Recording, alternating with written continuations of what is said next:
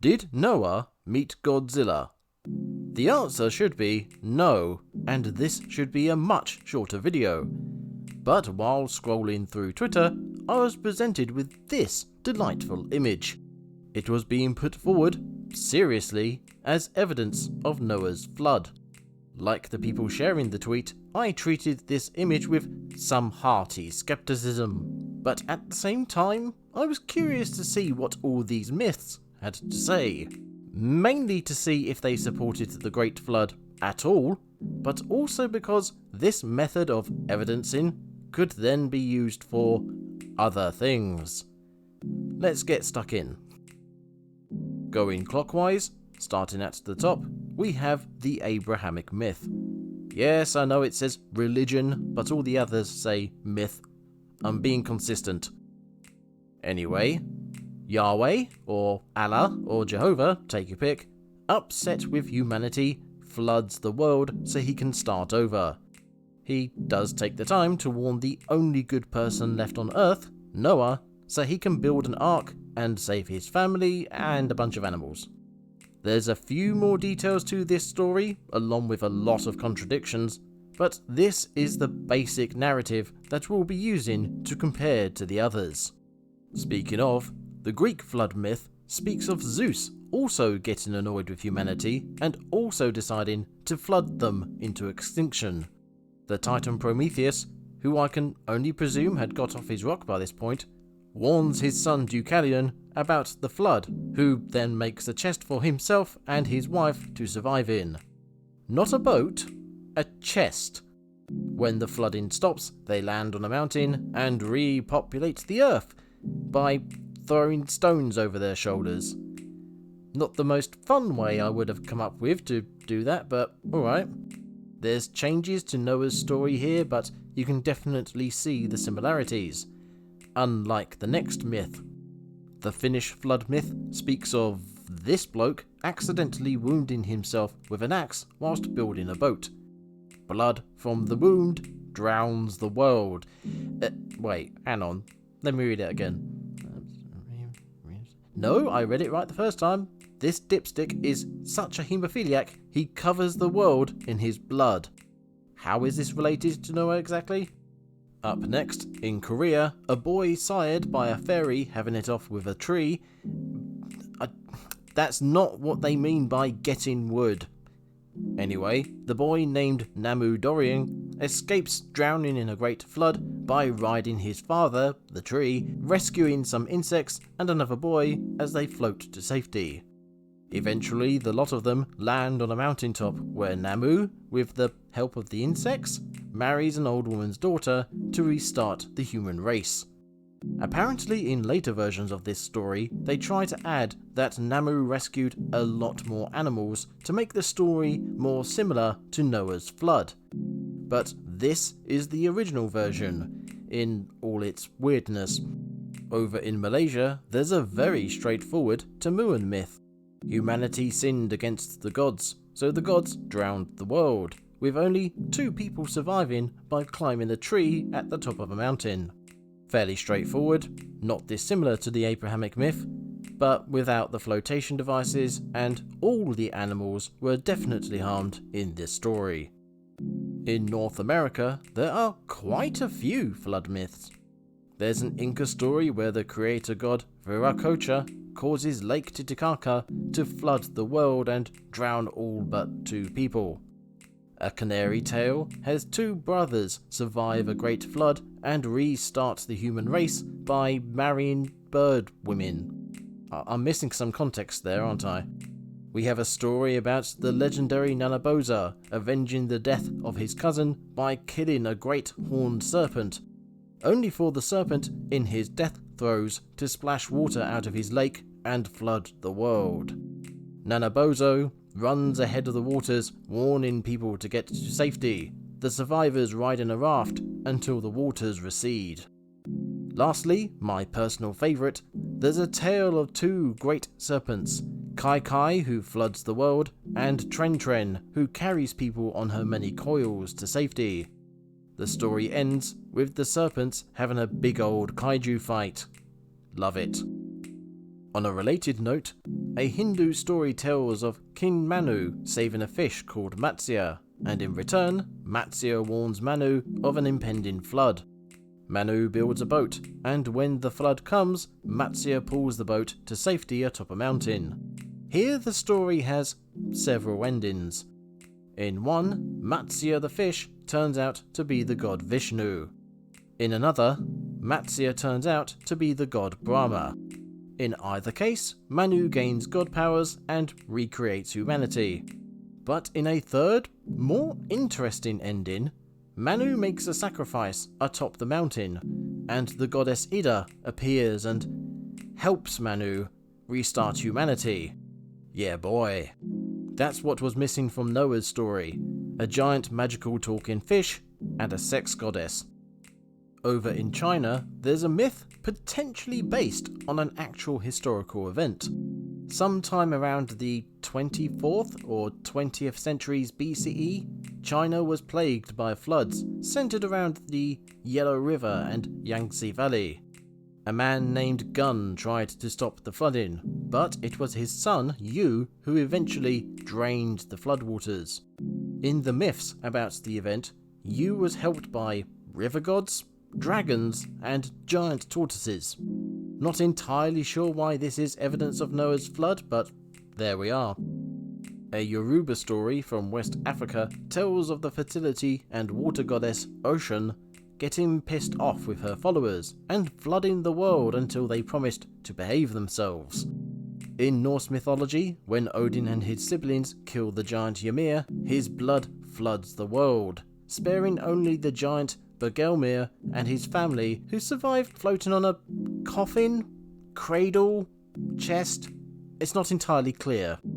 And in Mesopotamian myth, the storm god Enlil floods the world because, and I kid you not, humanity is being too noisy and he wants some peace and quiet. Before Enlil can do so, the water god Enki tells a man named Atrahasis to build a boat to save his family and livestock. This Mesopotamian myth sounds very much like the Abrahamic one, and for good reason. It is believed the Mesopotamian tale is the second oldest of this selection, with a possible penning around the 18th century BCE. With the Mesopotamian myth being so old, it is easy to imagine it being copied and repurposed by other later cultures, all of which predate the Abrahamic flood myth written in the 5th century BCE. So rather than these myths supporting Noah's story, Noah's myth might support the Mesopotamian story. Which leads us to the question: do these stories support the world flood narrative? My first and genuine answer is simple, skeptical, and realistic. Convergent evolution. Civilizations like to build population centers around water sources. Those water sources at some point broke their banks and flooded the towns or cities around them. People in those places use their experiences to make up stories about even bigger global floods. The fact so many are similar is because the elements are simple. Big floods, flotation devices, tall mountains, and few survivors. On top of this, a lot of myths, especially those around the Mesopotamian region, probably came from one story that got shared around over the literal centuries. Then there's the obvious differences, like the cause of the flood being an overflowing lake, or writhing serpent, or the whole blood thing. Add to this the regions of the world that don't have global flood myths, like Japan or Egypt. Once you realise these facts, it's very easy to dismiss the idea of all these stories, beyond the bold-faced copied ones, being connected. My second and very, very generous answer is to, not unironically, play devil's advocate. The simplicity of all the stories from around the world might hide the fact that they do tell an inadvertent shared narrative. The weird epicenters might be mistakes. the gods and monsters responsible for them fanciful additions. Even stories copied from the Mesopotamian tale might just be retelling the original flood narrative. And those countries that don't have flood myths could have had their native populations wiped out by it. Simply put, the global flood did happen, and these similar stories are left over from it. This of course ignores a lot of other evidence like timelines and opportunities for stories to travel, and it ignores a lack of evidence like the aforementioned unflooded civilizations, along with geographical evidence. But if you pay attention just to the stories alone, and look at things a certain way, you could maybe convince yourself they are evidence of a global flood. At this point, you might be asking yourself, where's the big G? No, not God, I mean the big G, the G-Man, our boy Goji, Godzilla. There are several entries in the Bible that refer to a mythical creature that some have tried to justify as a real, currently existing animal. That creature is the Leviathan, a monster of the deep that churns the waters, whose back is covered in rows of plates, that spits flame, and whose eyes glow intensely. Sound familiar? Yeah, this creature is completely made up. I wish it was real, but there's no way an actual Leviathan, a Godzilla-like creature, actually exists. But have you considered that there are similar stories out there of similar creatures? The stories in the Bible describe Leviathan as some monstrous creature who, for some reason, Yahweh or Jehovah, not Allah this time though, ends up having a fight with. Why does the Abrahamic God have fisticuffs with one of his own creations?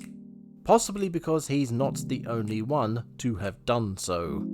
A similar story most people will know of by now, thanks in part to God of War Ragnarok, is the Norse tale of Thor versus Jormungandr, a god who wields lightning fighting off a giant serpent.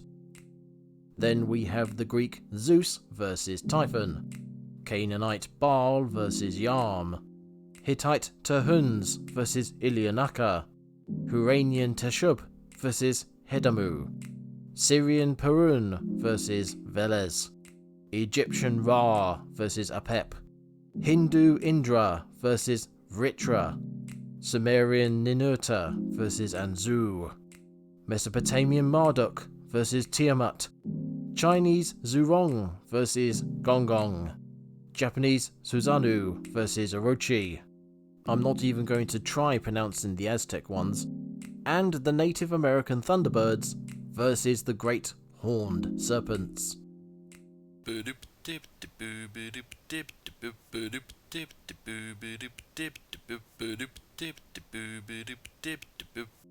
In all these stories, including the ones in the Bible, there takes place a battle between a chaos serpent of water and earth and a storm god of order. Serpents so big they test the constraints of the world challenge a storm god for superiority, winning the initial struggle only to lose in the second round and have their heads stoved in. As with the flood myths, all these stories have variances. Yam is not inherently a serpent, but can be one. Ra is a sun god rather than a storm god. Vritra is a drought monster. Anzu is a wind lion rather than a dragon. Yam and Typhon survive their fights. Vritra and Orochi have their heads cut off. And several conflicts are described as repeating over and over again. But with all these stories, there are plenty of shared elements, and in most cases, so much so, they are almost interchangeable. Also, as with the flood myths, some if not most of these stories sharing elements can be put down to a shared original story. The latest story, in the old world at least, is Susanoo vs Orochi, whose written tale is from the 8th century CE. The oldest recorded is Ra vs Apep, which, although the written story of the battle is recorded in the 16th century BCE, an ancient bowl depicting their conflict came from the 41st century BCE. Bloody hell, that's 6,000 years ago. Even so, there could potentially be an even older tale from ancient Proto-Indo-European religions we don't know about that could have influenced all the others. Except for the ones in America, I have no idea how those ones are explained. By the way, Veles from the Syrian myth was kept on into the Christian era, where he was associated with Saint Nicholas. That's right, Santa is a scaly.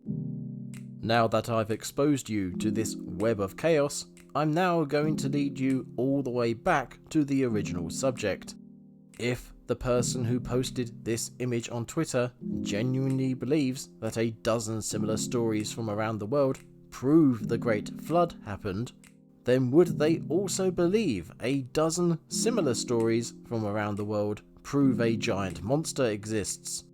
And if so, would it then be plausible that during a global flood, the only boat on the waves may have drawn the attention of said amphibious monster, and, therefore, Godzilla would have met Noah?